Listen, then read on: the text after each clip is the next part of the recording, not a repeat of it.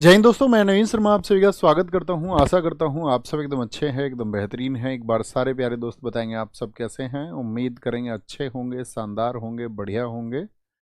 और एक बार लिख देंगे सारे लोग। राव, मुस्कान शर्मा, अनिकेत, अभिषेक, रूही, स्वाति, मंगल सिंह, सानी पाल, नहीं सॉरी सनी पाल, मंगलम, अनिकेत, रिहू, ये तो फिर से नाम है, योगेश दहिया, अमित कुमार, मोहिनी, सुरेंद्र, गोलू, सागर, सारे प्यारे साथियों का स्वागत है।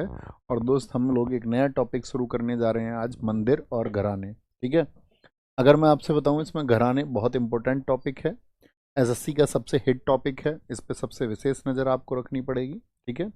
और मंदिर की अगर हम बात करते हैं, मंदिर से अब जनरली साधारणतः क्वेश्चन पूछे जाते हैं। कभी कभार जो बहुत चर्चित मंदिर है उनसे क्वेश्चन पूछे जाते हैं, लेकिन ये ऐसा टॉपिक है जिसको हम नेगलेक्ट नहीं कर सकते हैं। कुछ महत्वपूर्ण मंदिर मैं आपको बताऊंगा, वो आपको अपने मार्क पे रखने हैं, है ना। उनको हमेशा रिवाइज करना है। और ज़्यादातर मंदिरों के बारे में सब लोग जानते ही हैं।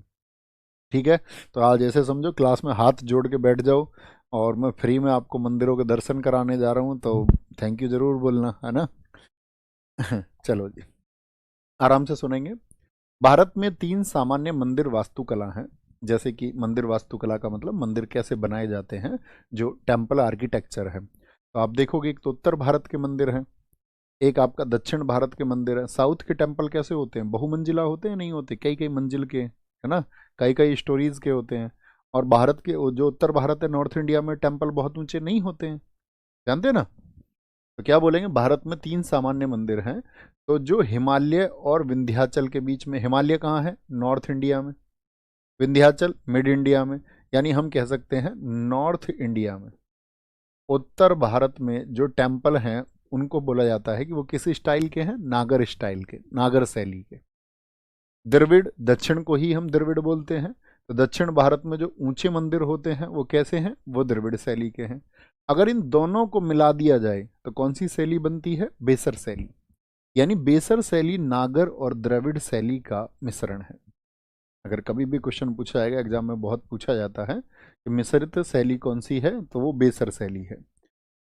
यहाँ टेम्पल को देखना जरा ध्यान से, ये देख पा रहे हैं आप, मंदिर के स्ट्रक्चर को जरा ध्यान से देखना। ये देख पा रहे हैं भैया, आप कहेंगे हाँ जी भैया देख पा रहे हैं। मंदिर में आप एंट्री कहाँ से करते हैं, इधर से एंट्री होगी। प्रवेश कहाँ से होगा, आप कहेंगे प्रवेश इधर से होगा। तो जब मंदिर में अंत में जाते हैं तो आप घूम के वहाँ पर लास्ट में लेके जाते हैं आपको। तो लास्ट में यहाँ पर क्या होते हैं, भगवान जी की प्रतिमा होती है।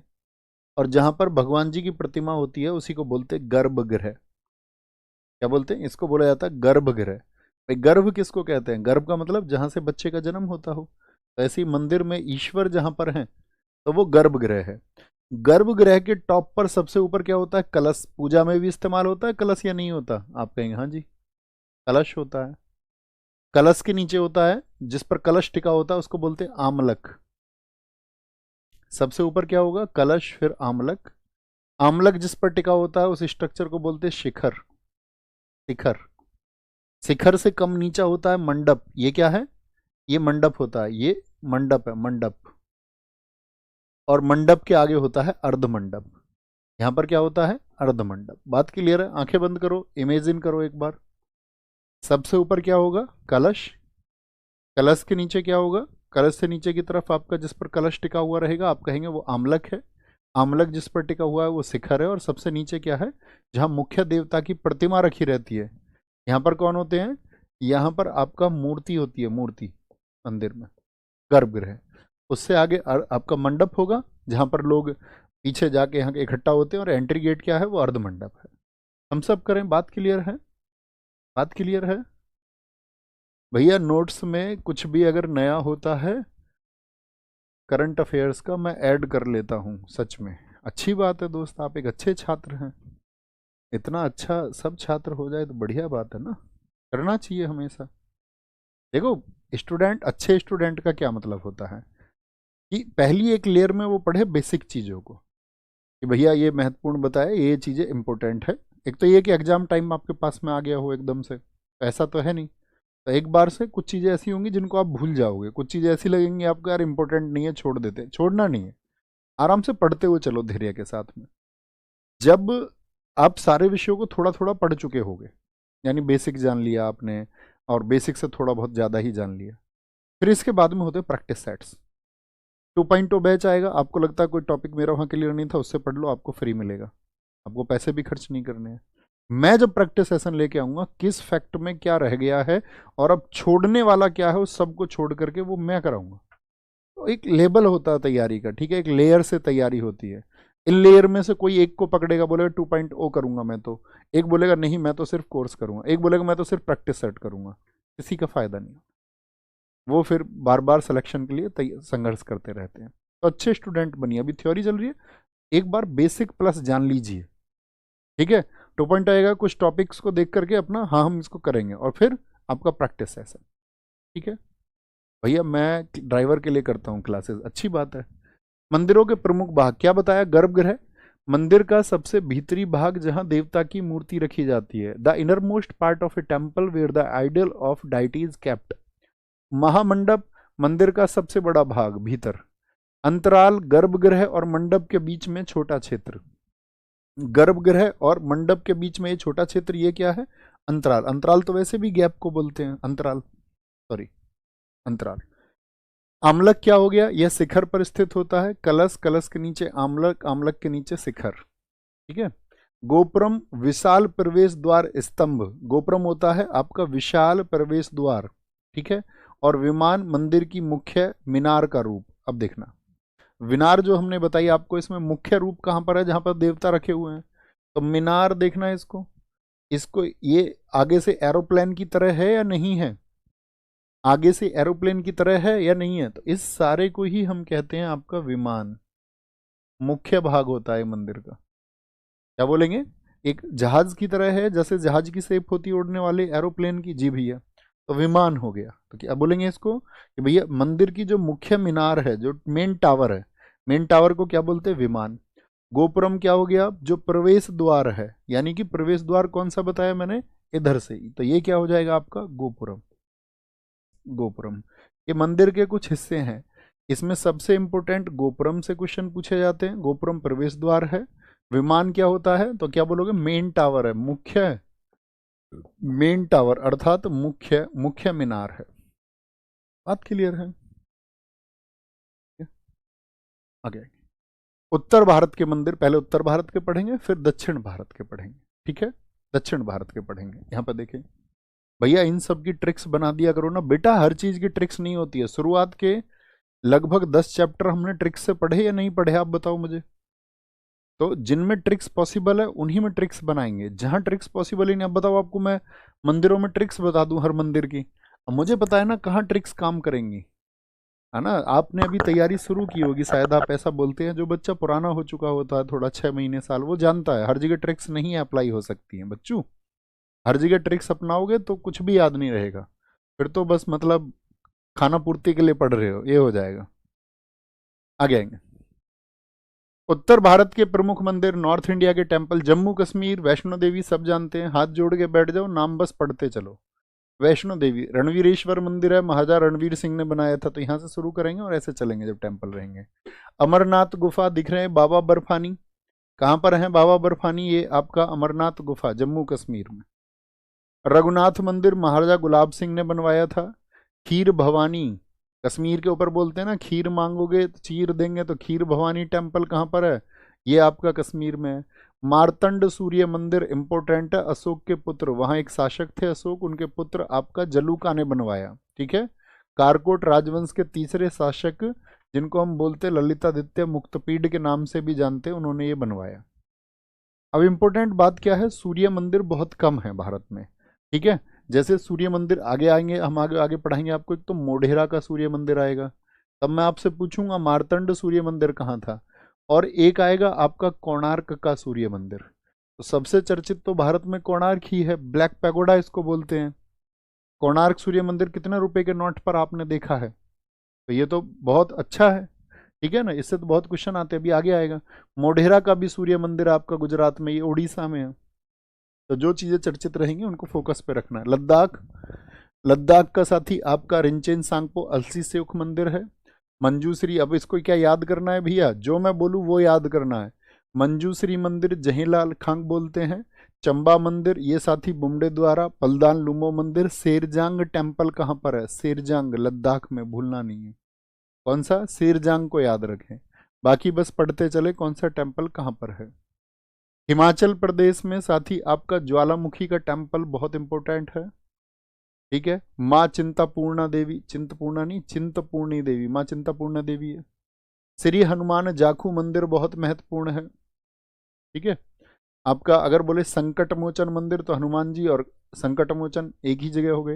हिडिंबा भी कहाँ पर हैं, तो हनुमान जी बताओ किसके बेटे कहे जाते हैं, पवन पुत्र के, वहीं पे कहे जाते हैं। भीम भी भीम के परिवार से ही तो थी हिडिंबा, हाँ जी। भीम से हिडिंबा का क्या संबंध था बताना, भीम की पत्नी है क्या हिडिंबा। आप कहोगे नहीं भैया, भीम के पुत्र घटोत्कच का जन्म किससे हुआ था, जरा सोचना, दोनों बातों को सोचना, मेरे हाँ और ना को। चामुंडा देवी मंदिर ये कांगड़ा, कांगड़ा में है हिमाचल में, ठीक है। और हिमाचल प्रदेश में एक और चर्चित मंदिर है, बताओ जरा कौन सा है, जहाँ पर पीले वस्त्र पहन के जाते हैं। भैया कोणार्क 10 रुपए के नोट पर है। भैया कोणार्क के मंदिर को ब्लैक पैगोडा बोलते हैं, वहीं पुरी को व्हाइट पैगोडा बोलते हैं। तनु बहुत अच्छा लिखा आपने बच्चों, बहुत अच्छा। तो ज्वालामुखी टेम्पल कहाँ पर है, चिंतामुनि कहाँ पर है, आपका हिमाचल प्रदेश में है। उत्तराखंड में Badrinath temple most important, most important है बद्रीनाथ, ठीक है, क्योंकि अलकनंदा नदी के तट पर है वहां पर, और 4 धाम में से एक है। भारत में कितने धाम हैं, 4 धाम में से एक है। देखो भारत में बहुत सारे धर्मों का जन्म हुआ है। बौद्ध धर्म कहाँ से बना है, भारत से। जैन धर्म कहाँ पनपा, भारत में। इस्लाम धर्म भारत में आया, लेकिन पनपा कहाँ, अरब के देशों में। तो जब बहुत सारे हिंदू लोग इधर उधर धर्मों की तरफ विस्थापित होने लगे, तो भारत में एक 8 साल का बच्चा चला था, आदिगुरु शंकराचार्य। आजकल के बच्चे कहते हैं सर मुझसे ये याद नहीं होता, मुझसे वो याद नहीं होता, मैं इसको भूल जाता हूँ। एक 8 साल का बच्चा चला भारत में, और उसको चिंता थी भारत की, कि भारत की जो सनातन सभ्यता है इसको मुझे बचाना है। तो उन्होंने लोगों को जाकर के उपदेश देना शुरू किया, और सनातन संस्कृति को बचाने के लिए 4 धाम स्थापित किए भारत में, चारों दिशाओं में। 4 धाम जैसे आपका जगन्नाथपुरी है उड़ीसा में, द्वारिका गुजरात में है, बद्रीनाथ आपका साथी उत्तर में है। मैं आपसे पूछूंगा चौथा धाम कौन सा है, आप मुझे बताएं एक बार। तो आप कहेंगे दक्षिण भारत में फिर रामेश्वरम है। तो 4 धाम, केदारनाथ मंदिर 4 धाम में से एक नहीं है। आएंगे सारी चीजें आपके सामने। केदारनाथ टेम्पल भगवान विष्णु को समर्पित है, तो देखो कितने सैलानी है, कितने पर्यटक जाते हैं। तुरकंडा देवी का मंदिर, ठीक है।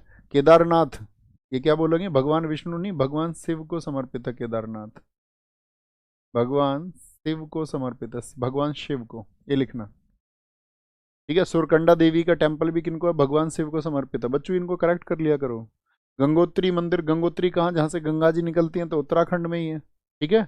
उत्तराखंड में, जहाँ पे बहुत सारे लोग आप कहते हैं कि गंगा जी यहाँ से निकलती हैं, गंगा नदी निकलती हैं।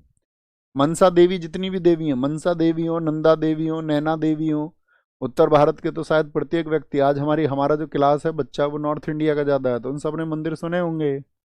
बैजनाथ मंदिर भगवान विष्णु को समर्पित है, इंपॉर्टेंट नहीं। तुंगनाथ विश्व का सबसे ऊंचा, तुंगनाथ चोटी पे जाते हैं उत्तराखंड जाते टाइम, हाँ जी।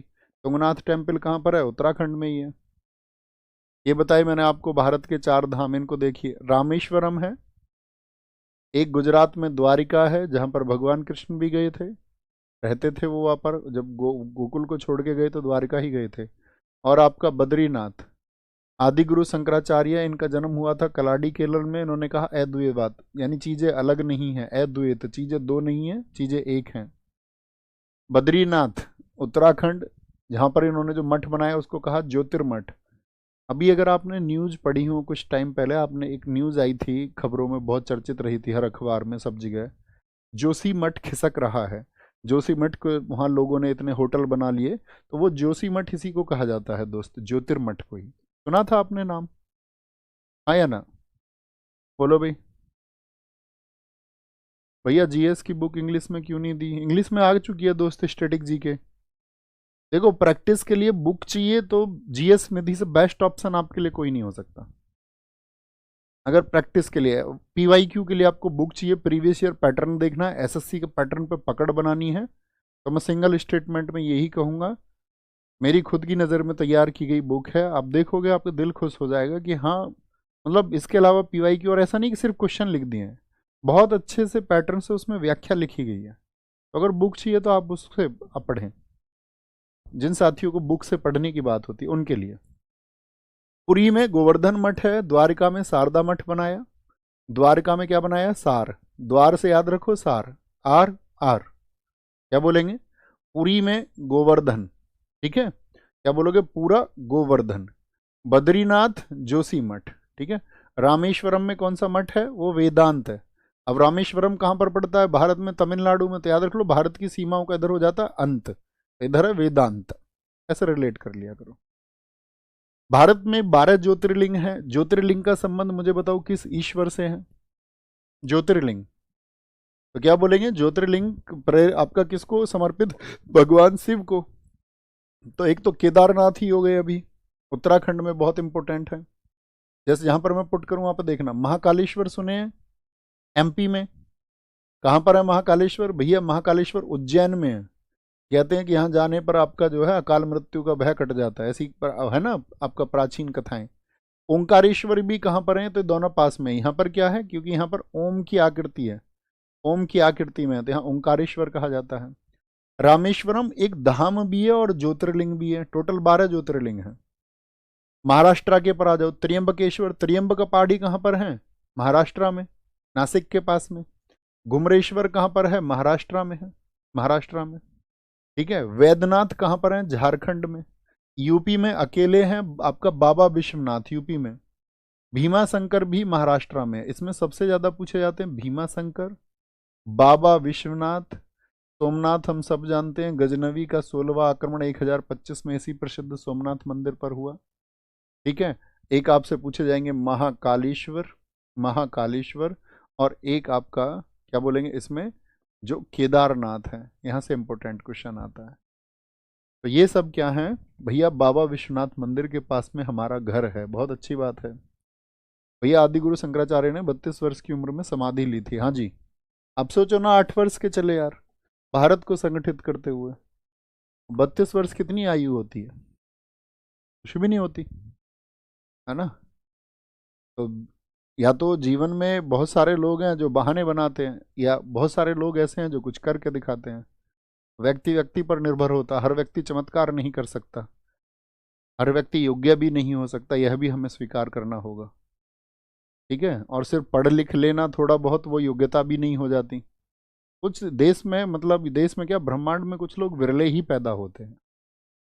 आदिगुरु शंकराचार्य उन्हीं में से एक हैं, जो गिने चुने लोग पैदा हुए हैं। हरियाणा, हरियाणा में देखो, यहाँ पर आप हिस्ट्री में भी पढ़ोगे, थानेश्वर में। थानेश्वर कहाँ पड़ता है? हरियाणा में। क्योंकि यहाँ पर एक वंश हुआ था आपका, अगर आपने पढ़ा हो हिस्ट्री में, जिस साथियों ने, पुष्यभूति वंश। जिन्होंने नहीं पढ़ा है वो पढ़ोगे, तो पुष्यभूति वंश के ही तो राजा थे आपका, जो कहाँ पर चले आए थे? कन्नौज। क्योंकि उनकी रिश्तेदारी हो गई थी कन्नौज में। राजा हर्षवर्धन कन्नौज क्यों आए थे? क्योंकि उनकी बहन जिनकी यहाँ शादी हुई थी उनकी हत्या हो गई थी। तो थानेश्वर से कन्नौज आए। तो थानेश्वर कहाँ है? हरियाणा में। शीतला माता का मंदिर है, भीमा देवी मंदिर है, एकलव्य माता का मंदिर है, भूतेश्वर का मंदिर है, और एटलस टेम्पल है। एटलस बाद में। ये कौन सा? एकलव्य माता का मंदिर, वो भूतेश्वर जहाँ पर भीड़ लगी हुई है, और ये कौन है? Atlas temple. पंजाब में बहुत इंपॉर्टेंट है स्वर्ण मंदिर। स्वर्ण मंदिर पहचानिए कहाँ पर है? ये रहा, ये दुर्गियाना टेम्पल है। और भटिंडा का दुर्गा मंदिर है। सबसे इंपॉर्टेंट है स्वर्ण मंदिर। स्वर्ण मंदिर पर देखो, ये जो सोने का नहीं बना हुआ है, इसमें सोने की ये जो ना कोटिंग लगी हुई है, कोटिंग। और सोने की जो कोटिंग इस पर लगवाई किसने? महाराजा रणजीत सिंह ने लगवाई थी। क्या बोलेंगे? महाराजा रणजीत सिंह ने लगाई थी। बहुत बढ़िया। कोई नहीं, अगले अगले मंथ में ले लेना दोस्त। अविनाश मेरे भाई, हर मंथ होता है वो, कभी भी आपको उसको। राजस्थान में ब्रह्मा जी का एकमात्र मंदिर है। कहते हैं ब्रह्मा जी ने यहाँ पर तपस्या की, और मंदिर इनके नहीं है। और 1809 में इसको राष्ट्रीय महत्व का स्मारक घोषित किया गया। राष्ट्रीय महत्व का स्मारक समझते हैं? राष्ट्रीय महत्व के स्मारक हम उनको कहते हैं जो हमारे देश की प्रॉपर्टी हैं, जो कुछ पुरानी, हम बोलें तो हमारी संस्कृति से जुड़ी हुई चीज़ें हैं, जिनको हमको बचाना है। आपने पॉलिटी पढ़ी होगी तो आपने पढ़ा होगा आपका डीपीएसपी को, और डीपीएसपी में आपने पढ़ा होगा आर्टिकल 49। आर्टिकल 49 क्या कहता है? आर्टिकल 49 कहता है कि राष्ट्रीय महत्व के जो स्मारक हैं, यानी कि जो मॉन्यूमेंट्स हैं और नेशनल इंपॉर्टेंस के हैं, उनको हमें संरक्षित करना है। उनको हमें संरक्षित करना है। और संरक्षित का मतलब क्या है? कि उनको बचा के रखना है। ऐसा नहीं है कि आप हिंसा में उनको तोड़ दें, हमेशा उनको बचाएं, तभी आप एक देश के नागरिक हैं। तो ब्रह्मा जी का मंदिर, खाटू श्याम जी का मंदिर किसको प्रेरित है बताओ? किसको समर्पित है ये? तो आप कहेंगे बर्बरीक को। महाभारत के युद्ध में बर्बरीक था ना, जिनके पास 3 तीर थे, तो एकदम से चल दिए कि जो भी कमजोर होगा उसकी तरफ से लड़ूंगा। तो एक तरफ अगर पांडवों की तरफ से लड़ते तो कौन कमजोर हो जाता? कौरव। और फिर चले जाते कौरवों की साइड। कौरवों की तरफ से लड़ते तो पांडव कमजोर होते, फिर लड़ते पांडवों की तरफ से। तो ये तो न्याय ना हुआ। तो भगवान श्री कृष्ण ने उनको अपने झांसे में ले लिया था, आपको पता होगा। बर्बरीक को समर्पित है, लेकिन उनको ये प्रॉमिस किया था कि भाई एक समय आएगा जब आपको मतलब बहुत पूजनीय माना जाएगा। और आज आप देखें बहुत पॉपुलरिटी है उनकी, बहुत प्रसिद्धि है। सालासर बालाजी टेम्पल है। करणी माता का टेम्पल देखो, यहाँ इमेज में भी देखो करणी माता है। करणी माता, तो वो तो आपका पुरस्कार हो गया। खाटू श्याम जी हो गए, सालासर बालाजी हो गए, और ये चौथे हो गए करणी माता। इसमें चूहे दिख रहे हैं इमेज में, यस और नो? तो यहाँ पे काले चूहे दिख रहे हैं, हालांकि यहाँ पे सफेद चूहे भी रहते हैं। करणी माता का टेम्पल कहाँ पर है? चूहे। कल्की मंदिर सवाई जयसिंह ने बनवाया था, विश्व का प्रथम मंदिर जिसमें कल्की को घोड़े पर दर्शाया गया था। ये घोड़ा कल्की, जानते हैं कल्की? आप लोग पढ़ते होंगे भगवान विष्णु के अब तक 9 अवतारों ने जन्म लिया है। और क्या कहा जाता है, उत्तर प्रदेश के जिले संभल में भविष्य में क्या होगा? 10वां अवतार पैदा होगा। 10वां अवतार। और 10वें अवतार कौन होंगे? जानते हो भगवान विष्णु के 10वें अवतार? कल्की। ये जो दुनिया बुराई बुराई की तरफ जा रही है, जो दुनिया पतन की तरफ जा रही है, एक दिन इस खराब होती दुनिया का अंत और संतुलन कौन बनाएंगे? कल्की बनाएंगे। और वो कभी भी पैदा हो सकते हैं और कहीं भी पैदा हो सकते हैं, लेकिन उम्मीदें लगाई गई हैं कि यूपी में पैदा होंगे। यूपी में, ठीक है। वो तो सिर्फ एक आकलन है, अवतारों के बारे में किसी को नहीं पता होता। ठीक है, एक आकलन है कि वहाँ पैदा होंगे, कहीं भी पैदा हो जाए। उत्तर प्रदेश काशी विश्वनाथ मंदिर अभी बताया, एक ज्योतिर्लिंग है या नहीं? यस और नो? अब आपकी इमेज को चेक करते हैं। जैसे कि यूपी में बाबा विश्वनाथ बताई मैंने आपको, आप मुझे बताओ महाराष्ट्र में कोई एक ज्योतिर्लिंग, कौन से ज्योतिर्लिंग है जो महाराष्ट्र में है? बहुत बढ़िया। गुर्जर विकास बहुत स्वागत है, जब हम आएंगे खाटू श्याम कह रहे हैं भैया आप मिलना आके, ठीक है। गुर्जर अभिषेक कह रहे हैं हम उसके पास ही हैं।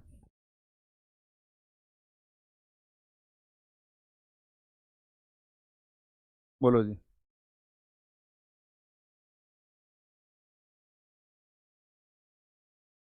दशाश्वमेध घाट मंदिर, रंगजी मंदिर, प्रेम मंदिर बहुत इंपॉर्टेंट है। प्रेम मंदिर कहाँ पर है? मथुरा में। मथुरा में वाइट, बहुत श्रद्धालु यहाँ पर जाते हैं। बड़े हनुमान जी मंदिर है। मन कामेश्वर मंदिर है, यूपी में। भारत माता मंदिर है, वाराणसी में है। भारत माता मंदिर, इसमें अंदर क्या है, जैसे ही आप इसमें एंटर करोगे हैं तो अंदर भारत का नक्शा है जमीन पर। ठीक है। स्वरवेद टेम्पल बहुत इम्पोर्टेंट है, ये दुनिया का सबसे बड़ा मेडिटेशन सेंटर बना है। World's biggest world's biggest meditation centre, biggest meditation centre कहाँ पर बना है? ये वाराणसी में है। मेडिटेशन समझते हो? ध्यान। ध्यान कैसे लगाया जाता है? मैं हमेशा आपसे कहता हूँ ध्यान लगाइए। कैसे लगता है ध्यान? शांत होकर बैठ जाओ, अपनी आती और जाती सांस को, कुंभक और रेचक पर ध्यान रखें। आती और जाती सांस को ध्यान रखें, दिमाग में जो आता है आने दो। बहुत सारे लोग कहते हैं दिमाग में कुछ नहीं आना चाहिए तब ध्यान लगेगा, ब्लैंक हो जाना चाहिए। कुछ नहीं, दुनिया में जो विचार हैं आपके मस्तिष्क में वो आएंगे ही, कोई नहीं रोक सकता। आप अपनी सांस पर फोकस रखिए। हाँ ये जरूर है, जब आपका ध्यान कहीं पर लगेगा तब आपका ध्यान किसी एक जगह से मुक्त हो जाएगा। और लंबी प्रक्रिया है, जिस दिन ध्यान लग जाएगा उस दिन दुनिया में सबसे धनी आदमी तुम हो जाओगे, याद रखना। धनी पैसे से नहीं, कभी ये सोचो पैसा आ जाएगा हमारे पास में ध्यान लगाने से। कुछ बुद्धू ऐसे भी होंगे क्लास में। ठीक है, आगे आएंगे। राम जन्मभूमि मंदिर, राम जन्मभूमि मंदिर बहुत चर्चित रहा। सोमपुरा परिवार डिजाइनर, क्या बोलेंगे? सोमपुरा परिवार। राम मंदिर की आधारशिला 5 अगस्त 2020 को प्रधानमंत्री नरेंद्र मोदी द्वारा रखी गई, और 22 जनवरी 2024 को यहाँ पर क्या हुआ था? इनके द्वारा इसका उद्घाटन हुआ। ये बहुत चर्चित डेट रहेगी आगे वाले एग्जाम्स के लिए। कौन बताएगा इसमें जो रामलला थे उनकी मूर्ति किसने बनाई? ये रामलला की जो मूर्ति थी किसने बनाई थी?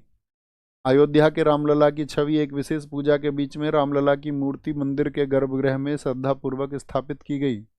22 जनवरी को जो प्रोग्राम हुआ उसे क्या बोला गया? प्राण प्रतिष्ठा समारोह।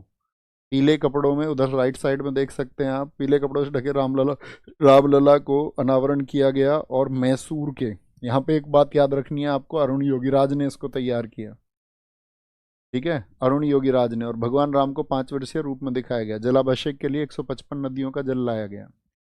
ऐसी व्यवस्था की गई है इस मंदिर में कि हमेशा वहां पर प्रकाश पहुंचता रहे। तो इसको पढ़ लेना ध्यान से। रामलला की मूर्ति पर सूरज की रोशनी पड़ने की व्यवस्था वहां पर की गई है। नई दिल्ली अक्षरधाम, मोस्ट इम्पोर्टेंट, क्या बोलोगे?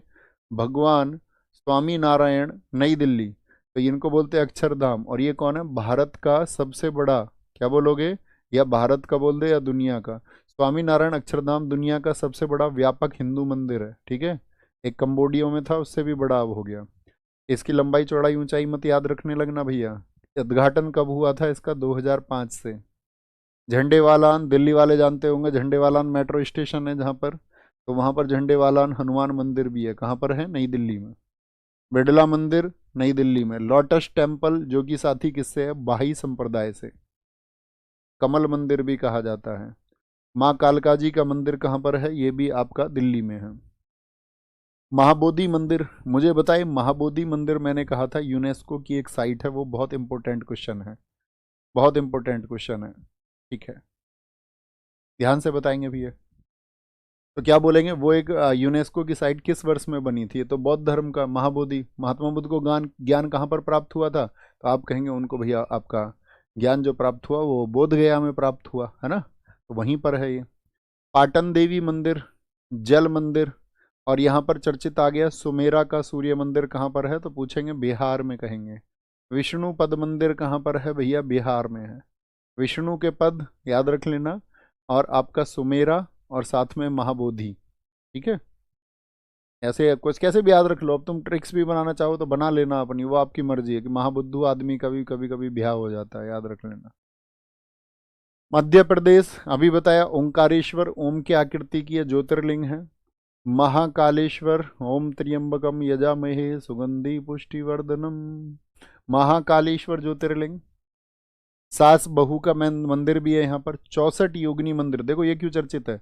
64 योगिनी मंदिर चर्चित इसलिए है कि हमारी पुरानी संसद आप देखोगे, ये वाला पुरानी संसद का जो डिजाइन था वो किससे लिया गया था? 64 योगिनी मंदिर से ही प्रेरित था। लेकिन अब तो नई संसद बन गई है। नई संसद देखी है आपने या नहीं? खजुराहो का टेम्पल, खजुराहो के टेम्पल हैं, साथ ही आपका बनवाए चंदेल शासकों ने। किसने बनवाए थे? चंदेलों ने बनवाए। और यूनेस्को की विश्व विरासत सूची में 1986 में। तो यहाँ पर क्या दिखाया गया था मूर्तियों पर? जो आपका नग्न प्रतिमाएं थी, या आपका नग्न प्रतिमाएं या संभोग करती हुई स्थिति में, या प्रेम या विलाप करती हुई स्थितियों को दर्शाया गया। तो मतलब उन्होंने ज्ञान का मार्ग लोगों को, जैसे अभी आप सुनते होंगे कि भाई सेक्स एजुकेशन जरूरी है, बहुत सारे लोगों का जीवन खराब हुआ है क्योंकि उनको सेक्स एजुकेशन के बारे में पढ़ाया नहीं गया। तो उस समय के राजाओं ने उसके लिए प्रचारित प्रसारित किया, तो वो चंदेल शासक थे, और उसी को अवेयरनेस को बढ़ाने के लिए उन्होंने क्या है, खजुराहो मंदिर बनवाए थे। छत्तीसगढ़ में दोस्त दंतेश्वरी मंदिर है। कितने दांत होते हैं? 32। किसी किसी के 36 भी होते हैं क्या? बोले नहीं भैया, छत्तीसवरी आपका दंतेश्वरी दांत।